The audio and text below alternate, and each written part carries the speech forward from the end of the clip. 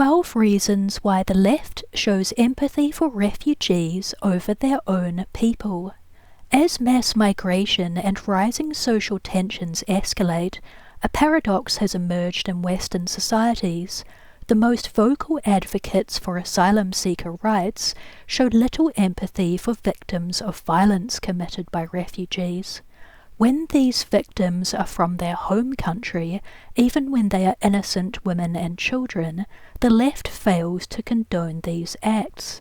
This was particularly apparent in Germany, where I observed people who showed strong support for refugees, but had no empathy for the girls who were attacked by refugees.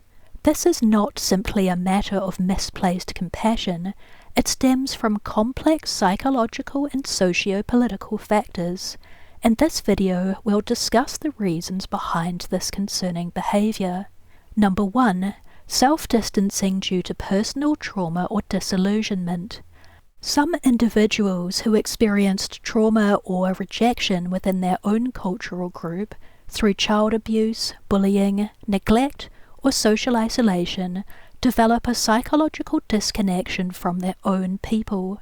This can manifest as a form of in-group derogation where they resent their own community, which may be unconscious or conscious. Supporting outsiders, especially refugees perceived as marginalized, becomes a way to psychologically distance themselves from the group that caused them pain. Often they will idolize cultures that are opposite to their own. When I was a left-wing university student, I noticed many left-wing supporters hated their own country and the West in general. I noticed everyone had one thing in common: childhood trauma. Some came from loveless, broken homes where they were often abused or neglected, and others were bullied and rejected by other children, resulting in a hatred towards their own community. They then idolized other cultures, particularly those seen as vastly different from their own, while demonizing their own country and Western culture. As a result, when a terrorist act is committed against people from their home country, they feel no empathy. They may even try to blame the victims as if they somehow deserved it, even when the victims are innocent children.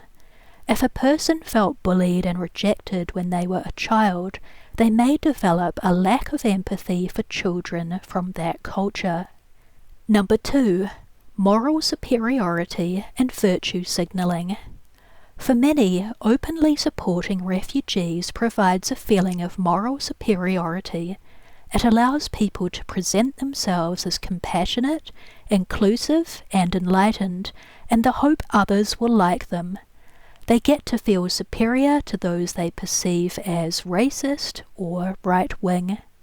This virtue signalling becomes a way to gain social approval and reinforce a personal identity built around moral righteousness. Moral superiority among left-leaning individuals is driven not only by a desire to feel more enlightened than right-wing voters, but also by a subtle sense of dominance over the refugees themselves. The left views refugees as helpless, dependent figures who require their guidance and protection to survive. This allows them to feel a strong sense of superiority and control over asylum seekers. It's harder to gain that sense of superiority, control, and dominance over people from their own nation. People who have struggled with feelings of inadequacy, whether from being unpopular, unattractive, or underachieving, often seek alternative sources of self-worth. Publicly supporting refugees offers a way to feel morally superior and validated in a society that otherwise overlooks them. I noticed when I was a left-wing university student that those with the most extreme far-left beliefs tended to be unpopular, unattractive, and overweight, less intelligent and less academically inclined, and were frequently rejected by the opposite sex. This can result in an unconscious hatred of their own people, while they favour refugees who are dependent and need them and therefore can't reject them.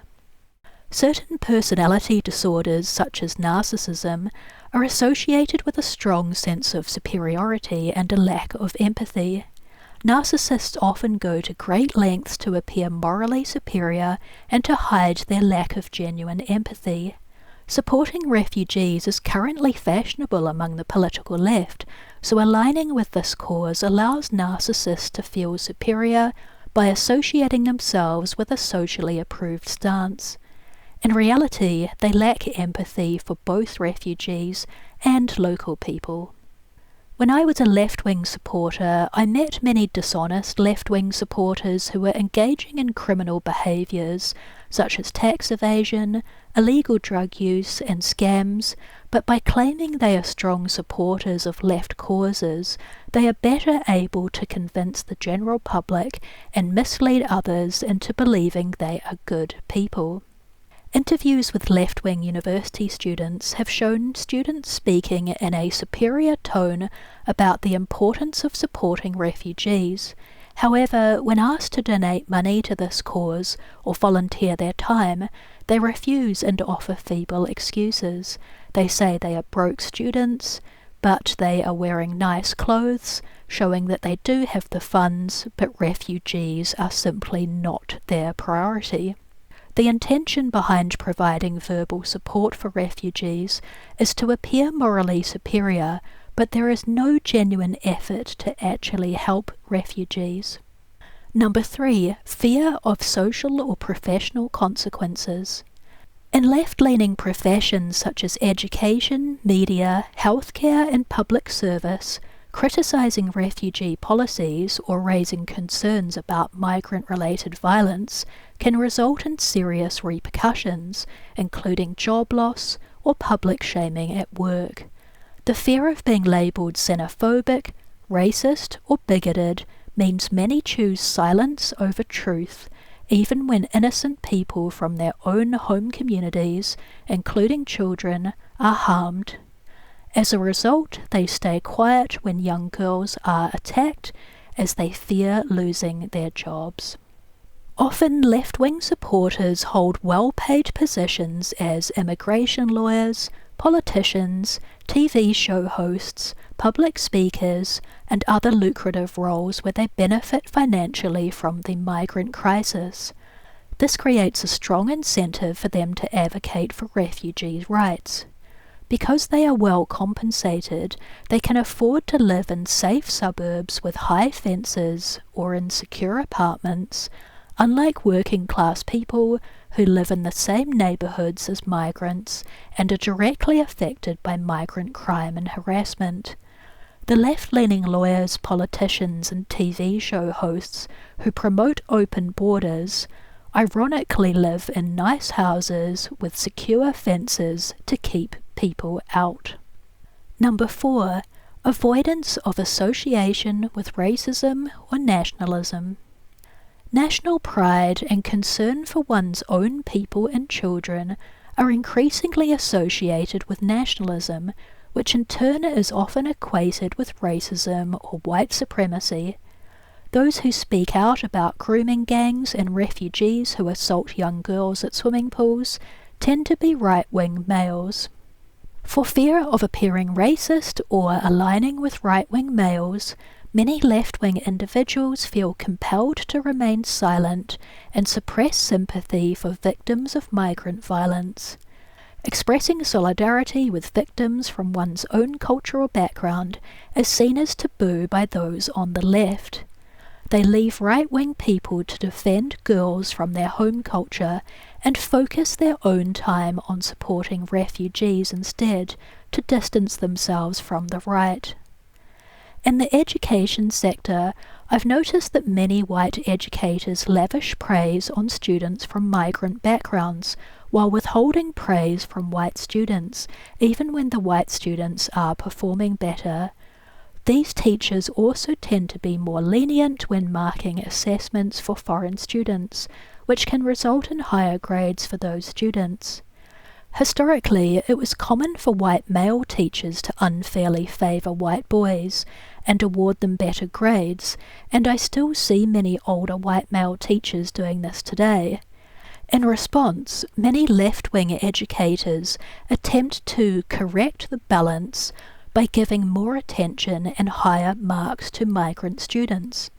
In both cases, the teacher is being sexist and racist, and such practices should be stopped, regardless of whether the bias favours white males or migrants. I enrolled in a tertiary class where the teacher was a white German male. He was absolutely horrible to me, yet treated the students from India and the Middle East with kindness and respect, even though all of us were foreign students in an unfamiliar country. He treated me poorly simply because I was a white foreign student. This is an example of a far-left educator who, in his fear of being seen as a white supremacist, overcompensates by being hostile towards white students while being overly supportive of non-white students. In his attempt to prove he isn't racist, the white students end up being the ones unfairly targeted and mistreated. Number 5. Social conformity and group loyalty. Humans are social creatures that adhere to group dynamics, and consequently many people adopt the values of their peer group out of a desire to belong and be accepted. In progressive circles, strong support for refugees is an expectation. However, many left-wing people privately harbour doubts and fears about asylum seekers, but still conform publicly to avoid criticism, rejection, or social isolation from their friends. Supporting refugee causes unconditionally becomes a tribal signal of belonging. Likewise, refusing to support victims from their own community proves to their friends that they don't support these so-called privileged children who were raised in Western nations. Number 6. Fear of admitting they were wrong. Many people on the political left supported mass refugee intake on the belief that diversity would be beneficial to society with few, if any, downsides. When crime increased and cultural conflicts arose, left-wing supporters began to realize mass migration was more complex than originally thought. However, acknowledging this would mean admitting they were mistaken, and accepting fault in one area could open the door to criticism in other areas where they were also wrong. Admitting they were wrong and accepting their ideologies have put women and children in harm's way is not worth the risk. It's easier to turn a blind eye to migrant crime against girls. Instead of reassessing their position, some left supporters double down, minimizing or ignoring problems to protect their self-image and ideological identity. This is especially the case when their job depends on it, for example, if they are a left-wing reporter, author, or university professor. Number 7. Reactionary reversal of conservative values. For many left supporters, political identity is formed in opposition to conservatism. If the political right focuses on national identity, family values, and protecting local communities, then the political left may instinctively adopt the opposite stance, supporting globalism, multiculturalism, opposition to marriage and traditional values, and a focus on the rights of migrants and refugees. In this oppositional mindset, showing concern for one's own people becomes ideologically off-limits, as they must support migrants rather than the rights of women and children from their own culture. Number 8. Projection and suppressed guilt. Many individuals secretly feel anxious or resentful about refugee migration, but repress those feelings out of guilt or fear. To compensate for their guilt, they overcorrect by loudly supporting refugees, attending protests where they shout and wave signs, and condemn others who express concerns about the crimes committed by migrant men against women and girls. Instead, they double down on the false narrative that migrants are more likely to be victims of crime than perpetrators, in the hope that others won't find out that they secretly fear migrant men. This psychological projection hides their own inner conflict while maintaining a facade of moral certainty. Some middle-class people also feel guilty for having had easy childhoods where food was always plentiful on the family table. They are often told to finish their meals because people in third world countries are starving. This repeated messaging can cause these children to develop a strong sense of guilt, leading them to believe they must support refugees to atone for having had a privileged upbringing. However, they forget that for many working class people in their own country, going hungry and feeling cold is part of daily life. Just because their own family was wealthy doesn't mean all families were in their home country. Number 9. Victim hierarchies. Modern progressive ideology often ranks people according to perceived oppression. Refugees, particularly men from war-torn, non-Western countries, rank high in this hierarchy of victimhood. Native-born citizens, even vulnerable children, are often viewed as privileged by default. With the rise of racism against white people, there has been an increase in hatred and violence towards white children who are seen as privileged. This worldview distorts empathy and reserves compassion only for those deemed most oppressed. Migrant men, even those with violent criminal histories, are excused due to the assumption that they had difficult childhoods. Number 10. Media influence and availability bias. The media plays a significant role in shaping public perception. Stories that humanize refugees are widely covered, while crimes committed by migrants are often underreported or carefully framed to avoid stoking controversy. This skews the emotional landscape. If people don't hear about local victims, it becomes easier to focus compassion solely on refugees. In 2015, photos of a drowned Syrian boy were shown in newspapers around the world, aiming to elicit sympathy and portray refugees as families with innocent children. However, the reality is that the majority of refugees are adult males. In the UK, statistics show that between 80 and 90% of illegal migrants arriving by boat are adult men, not the children that the media often depicts.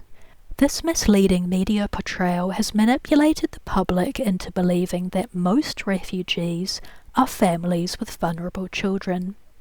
Media manipulation has also contributed to several terrorist attacks in the West, with perpetrators claiming they were inspired to commit violent acts after seeing these news stories. Number 11. Emotional burnout and simplified morality. Constant exposure to often manipulative news reports can lead to emotional fatigue and burnout. In response, some people may avoid the news altogether and instead adopt simplistic moral frameworks. For example, they might decide that refugees should be welcomed by Western nations, but they avoid engaging with current events and have little to no knowledge of crime statistics or the challenges involved in integrating men from patriarchal cultures into progressive European societies. This helps them maintain emotional comfort by avoiding reality, but it limits genuine, balanced empathy. My mother completely avoids watching the news or reading newspapers, as she believes it will upset her and interfere with her positive thinking. Instead, she relies on hearing the news from a friend who is a far-left supporter and promotes left-wing narratives about refugees while withholding facts about the crimes some of them commit against women and girls. As a result, my mother's worldview is shaped by a biased, far-left perspective. Number 12. Misogyny. Some people are simply driven by misogyny.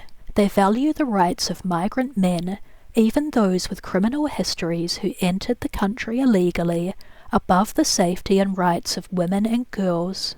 I've seen individuals from both the far left and men's rights movements defend refugee men who commit violent crimes while ignoring or minimizing the suffering of their female victims. Their actions reveal a disturbing willingness to support male perpetrators and criminals, while women and girls are treated as second-class citizens who don't deserve rights. Conclusion: empathy should not be selective, nor should it be a performance to appear superior by supporting asylum seekers even when they are convicts. Empathy should be rooted in honesty, fairness, and a willingness to acknowledge suffering wherever it exists, including within our own communities when migrant men attack girls. It's not about vilifying compassion for refugees, but about restoring a moral lens that allows empathy for innocent people and families in our home countries. Supporting the rights of children who are victims of migrant men does not make you racist, nor does it mean you are choosing the rights of white people over non-whites. People who stand up for the rights of women and girls are heroes and should be praised as such. Stay strong.